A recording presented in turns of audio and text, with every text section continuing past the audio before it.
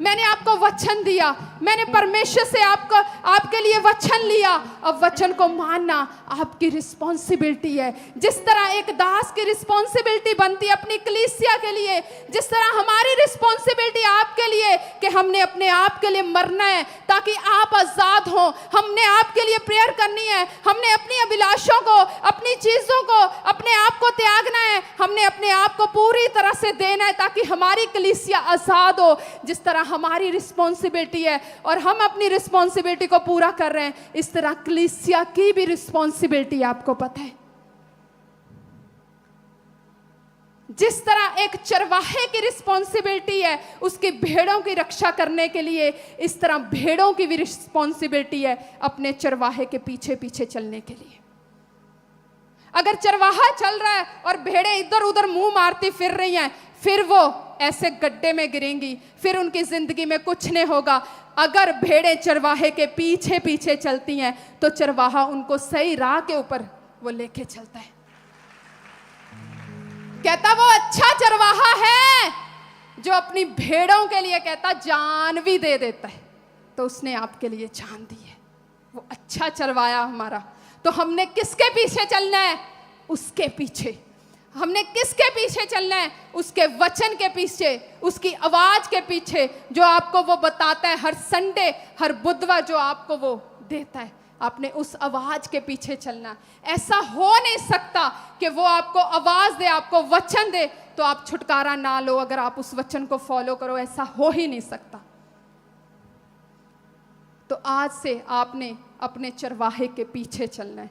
जब आप चरवाहे के पीछे चलोगे तो सचमुच कोई चीज आपको छूने ना पाएगी। यीशु मसीह के सामर्थ्य नाम में आपकी रिस्पॉन्सिबिलिटी है, आपकी भी कुछ रिस्पॉन्सिबिलिटी है कि आप वचन को सुने और उसको फॉलो करें। आपकी भी रिस्पॉन्सिबिलिटी है कि जो वचन दिया जाता है आपके लिए मांगा जाता है, प्रभु लगातार कितने कितने घंटे प्रभु की हजूरी में रह के, प्रभु आज तू अपनी कलीसिया को क्या वचन देना चाहता है, प्रभु आज बोल क्या देना चाहता है। जिस तरह परमेश्वर के आगे हमें पुकारना पड़ता आपके लिए वचन, परमेश्वर तू क्या चाहता है, इस तरह आपने भी आज से प्रभु के आगे पुकारना के प्रभु हमें भी ये अनुग्रह दे, हम भी वचन को फॉलो कर सके। तो आपकी भी रिस्पॉन्सिबिलिटी बनती है उस वचन को फॉलो करने के लिए। मेरा विश्वास है आज प्रभु आपको अद्भुत ग्रेस दे रहा है मेरी कलीसिया को, और मेरी कलीसिया छुटकारे को ग्रहण करेगी यीशु मसीह के सामर्थ्य नाम में। कहते उन्होंने आहें भर भर के उन्होंने परमेश्वर के आगे दुहाई दी और परमेश्वर ने उनकी प्रार्थना को सुना और उनका उत्तर दिया और उनको छुड़ाया। जिस तरह हम प्रभु के वचन में पढ़ते हैं, जब हम भजन संहिता 120 उसकी 1 में पढ़ते हैं, संकट के समय मैंने यहोवा को पुकारा, उसने मेरी सुन ली।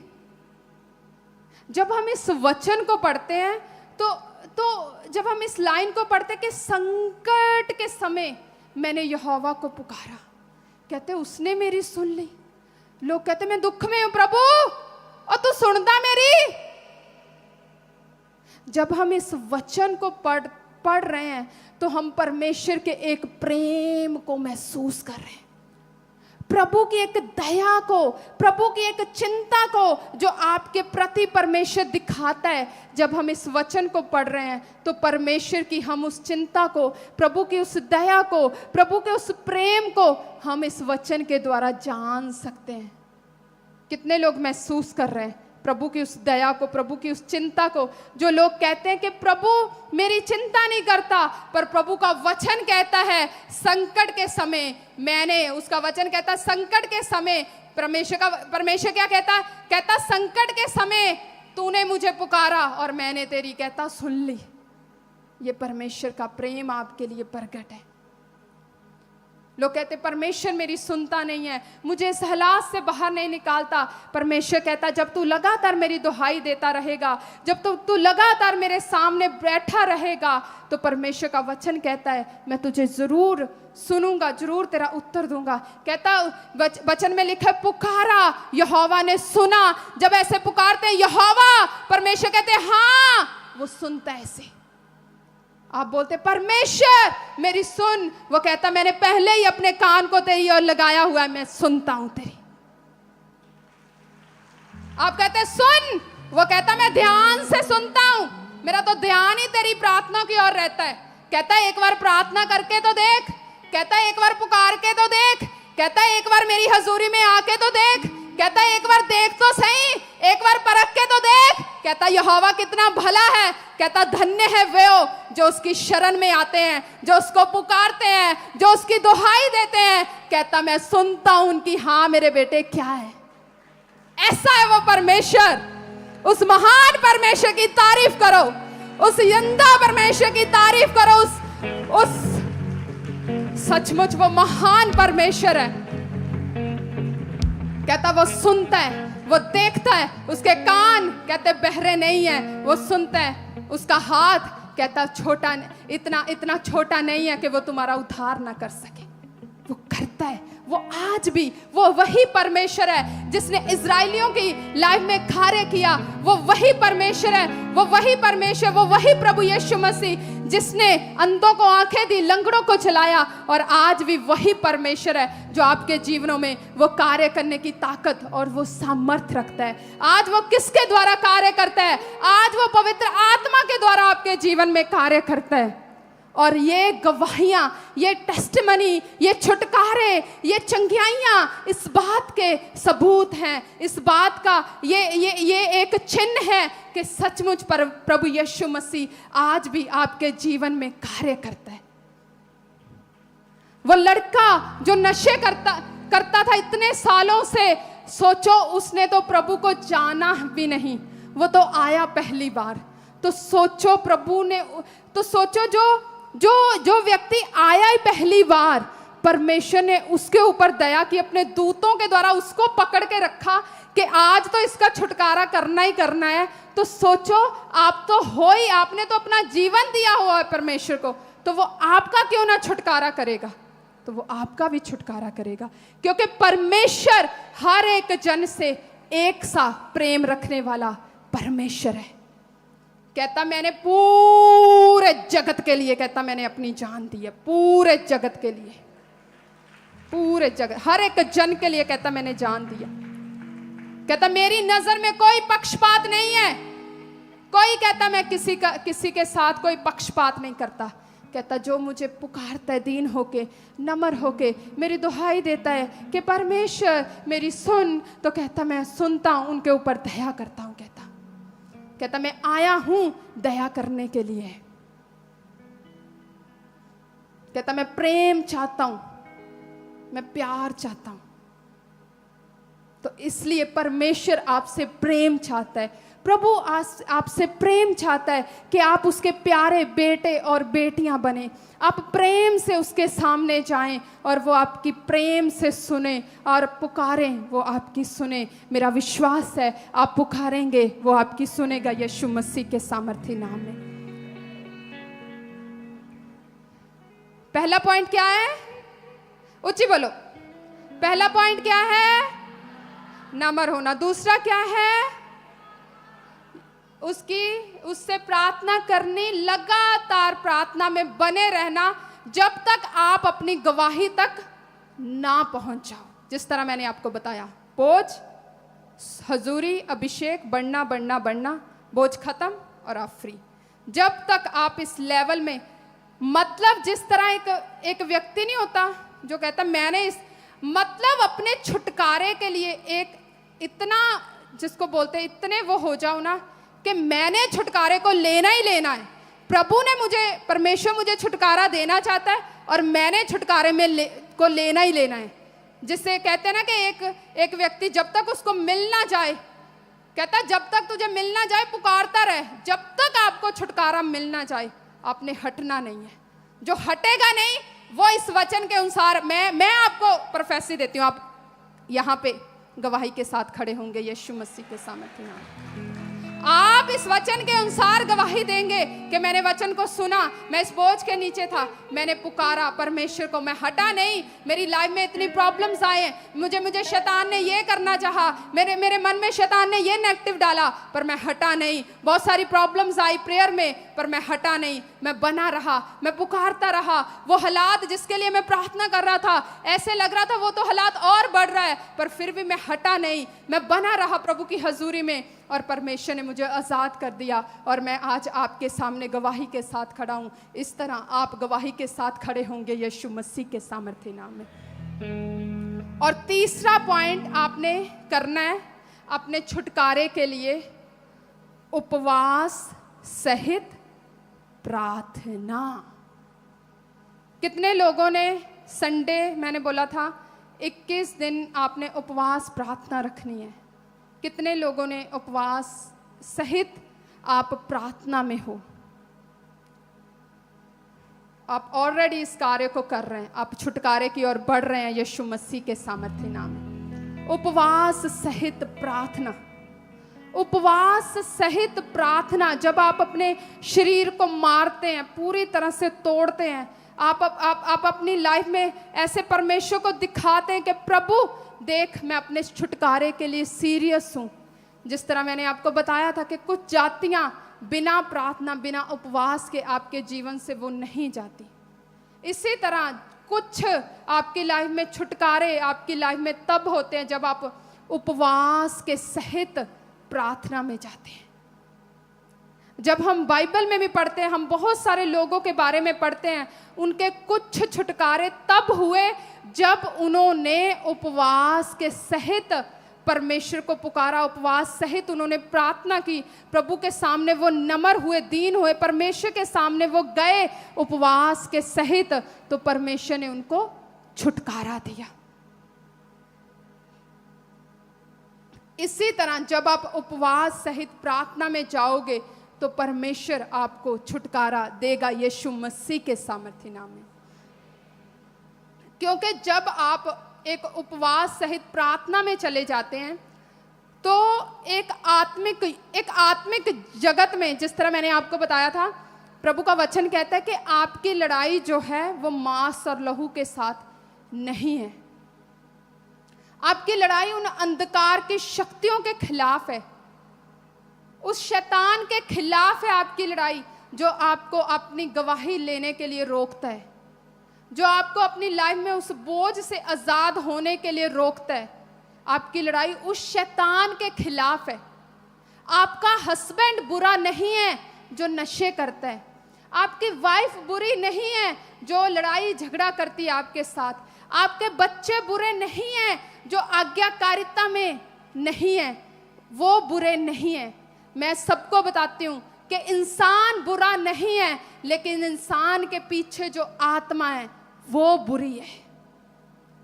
आप इंसान से फाइट करते रहोगे, आप अपनी लाइफ में थक जाओगे, निराश हो जाओगे और निराश होके आप बैठ जाओगे।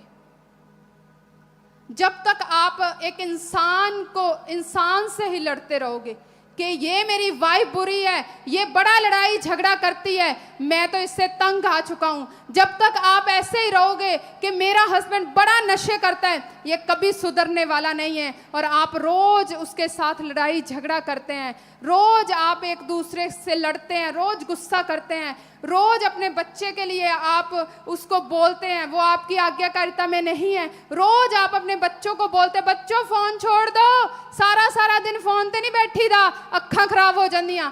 जब तक आप उसी तरह से इंसान से लड़ने की कोशिश करोगे तब तक आपका छुटकारा नहीं होगा।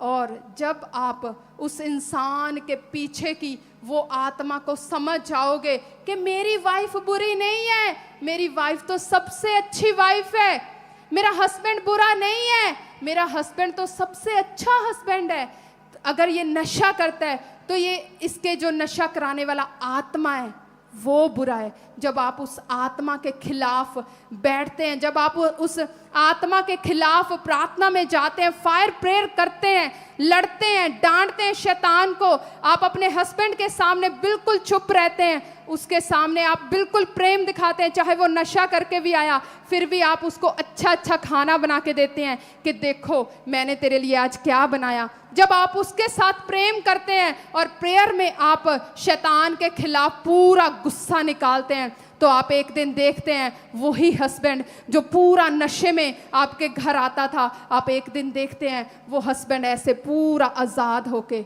एक दिन शाम को आ जाता है। क्योंकि आपने कहां पे लड़ाई की?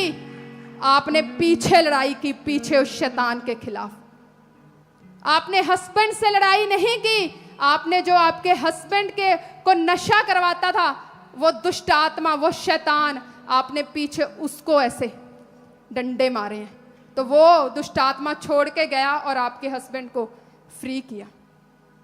जब आप समझ जाते हैं कि मेरी लड़ाई जो है वो मांस और लहू से नहीं है, पर मेरी लड़ाई उस अंधकार की शक्तियों के खिलाफ है, और आप खड़े हो जाते हैं उस अंधकार की शक्तियों के खिलाफ, उस शैतान के खिलाफ, अब आत्मा में गर्म हो जाते हैं और फायर प्रेयर करते हैं, तो शैतान को ऐसे फायर लगती है, आग लगती है। वो कहता चलो चलो यहाँ पे बड़ी आग है, कहता मैं भागता हूँ, कहता मुझे माफ करो। ऐसे वो आपके सामने ऐसे हाथ जोड़ के जाता, कहता माफ करो, सॉरी, कहाँ फंस गया मैं। ऐसे वो जैसे कहते नहीं है, उसको ऐसे आग लग जाती है, वो ऐसे उसकी आग लग जाती है, ऐसे भाग जाता है, देखता है कहाँ जाऊं, कहाँ छिपूं, यहाँ तो आग बड़ी है। जब आप ऐसे समझ जाते हैं, इसी तरह जब आप उपवास सहित प्रार्थना में जाते हैं, तो एक आत्मिक युद्ध, आत्मिक एक जगत में एक आत्मिक युद्ध जो है वो स्टार्ट हो जाता है, और वो अंधकार की शक्तियां जो है वो आपकी गवाही के लिए वो एक ऐसे फाइट करना शुरू कर देती हैं। लेकिन जब आप दानियेल की तरह बने रहते हैं, प्रार्थना में लगातार बने रहते हैं, परमेश्वर अपने दूत को भेजता है, वो आपके लिए ऐसे उत्तर लेके आता है फिर प्रभु यीशु मसीह के सामर्थ्य नाम में।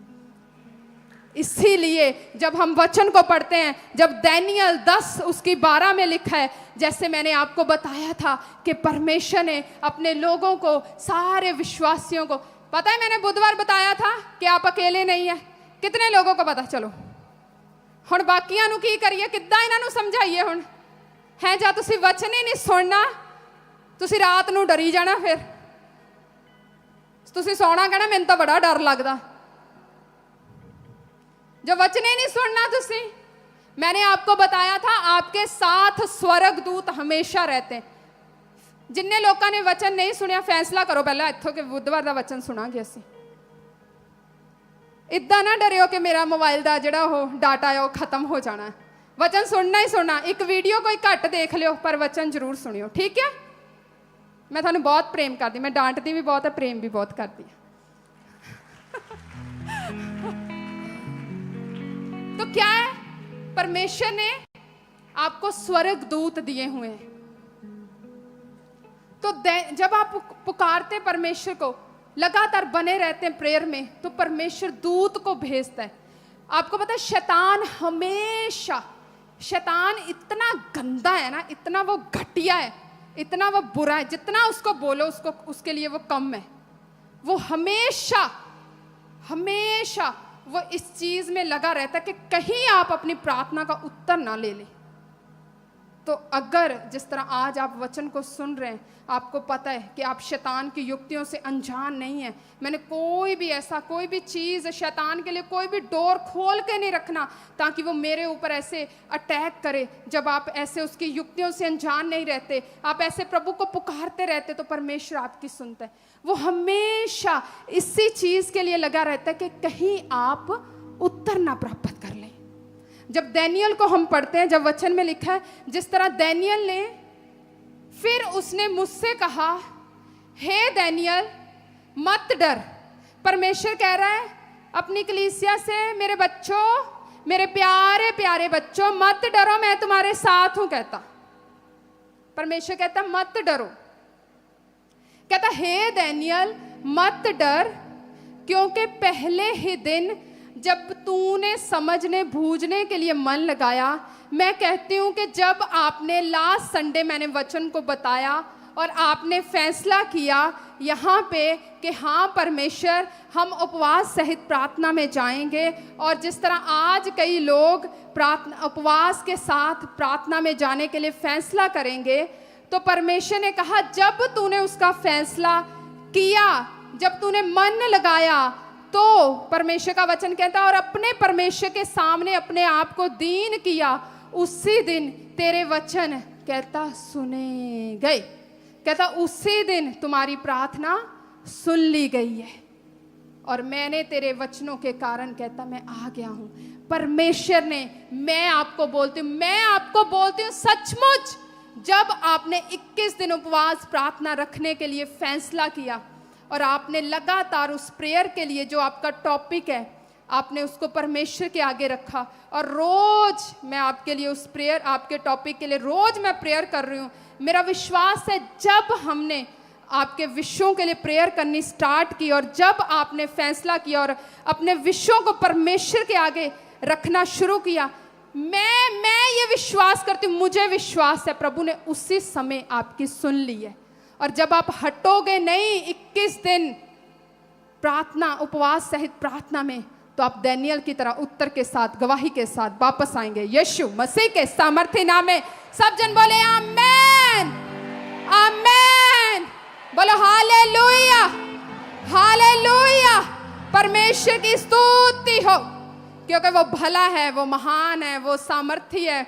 जितनी उसकी तारीफ करो कम है, क्योंकि वो तारीफ से भरा हुआ परमेश्वर है। Thank you Jesus. सबको जय मसीह की। मैं जतिन बब्बर और आप देख रहे हैं मसीह परिवार चैनल। जैसे कि आप सब जानते हैं कि मैं इस चैनल पे प्रभु के अलग अलग दासों की वीडियोस डालता हूं, तो अगर आपको हमारा चैनल अच्छा लगता है तो आप इस चैनल को ज़्यादा से ज़्यादा सब्सक्राइब जरूर करें, ताकि आप प्रभु के वचन को सुन सके। वीडियोस को ज़्यादा से ज़्यादा शेयर करें ताकि जिन लोगों तक वचन नहीं पहुंचा उन तक भी वचन पहुंच सके।